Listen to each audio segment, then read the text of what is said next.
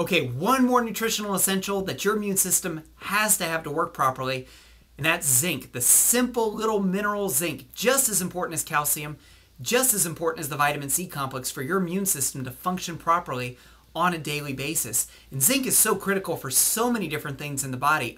So many organs need zinc to function. Hormones need zinc to function. Over 300 enzymes depend on zinc to function in the body. But specifically for the immune system, your thymus gland needs zinc to work. If it doesn't have zinc, it can't direct the immune system soldiers the way that it should. So the thymus gland, of course, is kind of like the general, the boss, whatever you want to call it, of directing immune system activity.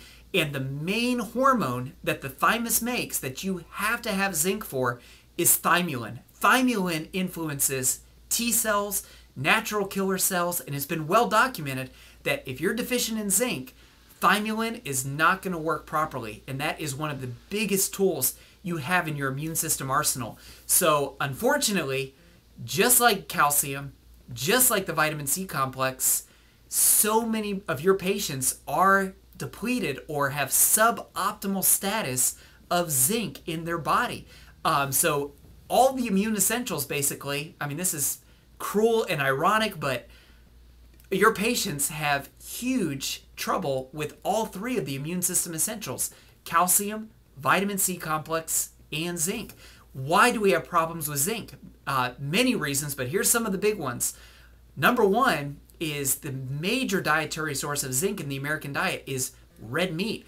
And most of your patients have been told that red meat is evil, bad for them. It's going to give them heart disease, cancer, all this stuff they've been told about red meat. So they've shunned red meat and they've shunned their biggest zinc source in the diet. Now, if that wasn't bad enough, when they get rid of red meat, what they'll usually gravitate towards is a high grain diet. So wheat, bread, pasta, all that type of stuff, these grains. Grains have a lot of phytic acid. It's an enzyme inhibitor. And you know what that phytic acid interferes with the absorption of? Zinc. So they've gotten rid of red meat. They're eating grains that interfere with them absorbing zinc. But it gets worse than that. Zinc also requires stomach acid to be absorbed properly. So just like calcium, you need stomach acid, hydrochloric acid to absorb calcium. You need hydrochloric acid to absorb zinc. So in this country, we have so many people that are not producing enough stomach acid, so they're in trouble with calcium and they're in trouble with zinc. But it gets worse than that. Another reason people are so low in zinc is they are carboholics. The more sugar that they eat, the more zinc they lose. You need zinc to produce insulin from the pancreas and for insulin to work effectively. So the more sugar that you're eating, the more zinc you're losing, but you're not getting it in the diet. So it's just a chain reaction of, you know, from a bad zinc scenario to even worse. So zinc is one of those things that just about every single patient can benefit from some supplementation. You don't believe me? Take the zinc taste test. Do that with yourself, do that with your patients, your family members, and you will find out after just a week of doing this test with people that we are a country of big problems with zinc. So how does it work? This is a zinc solution itself. You take 2 teaspoons, swish it around in the mouth, and depending on how strong the taste reaction is, it's a really good, accurate indicator of what your zinc status is in the body. And what you'll find with most people is you have them swish this around, and they'll get maybe a delayed taste. They won't taste it for 5 seconds. It'll be really mild. It won't be really offensive tasting, and that means there's zinc trouble. What should happen if the person has optimal zinc levels in the body, if they swish around a few teaspoons of that in the mouth, it's going to be a very strong, very metallic, very unpleasant, you'll want to spit it out immediately type of taste reaction. The scary reaction is when you give this to somebody and they just look at you blankly like, what am I supposed to taste? All they taste is like water.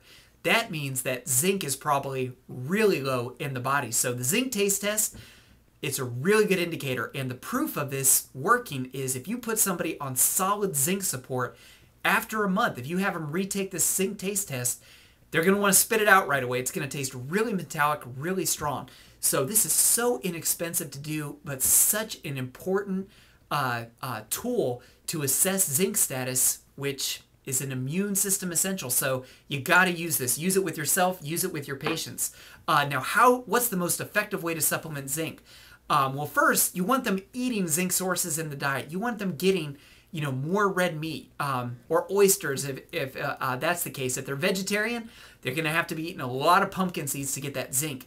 Second, just like the calcium issue, most patients need Zypan to absorb it. So just about everybody over 30 years old, and especially over 40 years old, should be on at least 2 Zypan with every meal so they can absorb the calcium and they can absorb the zinc from that food. But when you have to supplement zinc, you have a couple options. The strongest zinc source, of course, is zinc liver chelate. What I use zinc liver chelate for is if I have somebody take the zinc taste test and they tell me it just tastes like water, that's a zinc liver chelate time. Or if it's just such a mild, delayed, they're really not getting much of a taste reaction at all, think zinc liver chelate. Now, you don't use it forever. You use it for about 30 days, 3 to 6 tablets tops for 30 days, just to get their zinc levels kind of making up for lost time with all those years that they haven't been getting zinc in the diet. The most balanced source of zinc is, of course, the Keyzen. That's got the zinc, the copper, and the iron to balance. All those nutrients need to be in combination when you're using a long-term zinc supplement. But my favorite way to do zinc long-term for patients is with trace minerals B12. And I like that because everybody needs the zinc that's in trace minerals B12, but they also need the manganese that's in trace minerals B12. It's another immune system stimulator, but they desperately need the manganese for their ligaments, for their connective tissue, for low back issues, knee problems, things like that. They need the manganese for their joints to work properly. They need the iodine from trace minerals B12. If you talk about something that everybody needs some help with in the United States, everybody can benefit from extra iodine. So trace minerals B12 supplies that properly. It's a magnesium source. Every single trace mineral that you would want is in trace minerals B12. So my favorite way to supplement zinc long-term, after you've corrected the problem and given them zinc liver chelate, is with 4 to 6 tablets of trace minerals B12. Now, I'm going to say another pretty bold statement. I believe trace minerals B12 is another clinical nutrition absolute. I think every single patient in the United States can benefit from that trace mineral formula, whether it's for their zinc, whether it's for the iron, whether it's for the manganese, the iodine, the magnesium, the potassium. It's all in there in such a balanced, perfect, complete formula. So everybody should be on vitamin C supplement, one of the 4 vitamin C supplements that we mentioned. And I think right along with that is everybody should be on trace minerals B12. I don't believe that everybody needs a calcium supplement, even though it's an immune system essential. I think 99.999% of the population needs a calcium supplement, but it is possible still from the diet. We talked about, if they're getting good quality real dairy sources, they may not need a calcium supplement. Everybody needs vitamin C complex as a supplement. Everybody needs zinc and the trace minerals that are in trace minerals B12. So that's just a snapshot of the immune system essentials: calcium, vitamin C complex, and zinc. One more thing about vitamin C complex. I forgot another important Royal Lee quote is he said vitamin C was the most important of the vitamins and the most difficult to obtain in the diet. It's because the vitamin C is so quickly oxidized and destroyed, some of the critical parts of the vitamin C complex. So even if your patients will tell you, well, I'm eating fruits and vegetables, I'm eating oranges, citrus, things like that, the vitamin C complex, once it's been sitting on the shelf for a while and removed from the ground source, that vitamin C is going to oxidize quickly. So it's very, very difficult to get enough of it in the diet. And that's just another reason why everybody can benefit from the vitamin C complex. So make sure your patient's calcium status is where it needs to be with the calcium cuff test, or even just monitoring those symptoms like the muscle cramps, restless legs, cold sores, things like that. Make sure you have them on a vitamin C complex. Make sure their zinc is optimal. Try to get them off some of the sugar. That's one of the biggest depleters of the zinc. Use trace minerals B12. They probably need Zypan to absorb the zinc from the diet. So these are just some of the big immune system essentials. There's tons of nutrients, tons of herbs out there that support the immune system, do a great job for providing immune system support.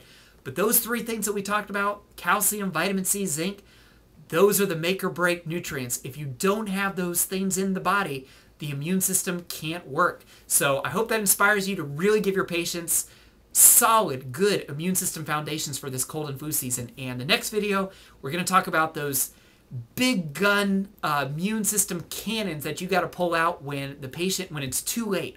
If they're taking, or if they're already starting to get a acute infection, what are the strongest acute immune system tools that you can use to give them fast symptomatic relief and to give their immune system everything that they need to overcome that infection as quickly as possible. So we'll see you next time.